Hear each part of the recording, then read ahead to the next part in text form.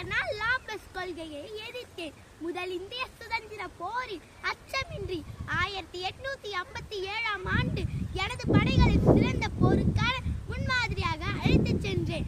நான் குதிரை சவாரி சிறப்பு பயிற்சி பெற்றவர். எனது இயற்பெயர் மணிகர்ணிகா. எனது நாடு ஜான்சி. அதனால் தான் என்னை ஜான்சி ராணி என மரியாதையாக மக்கள் அழைக்கின்றனர்.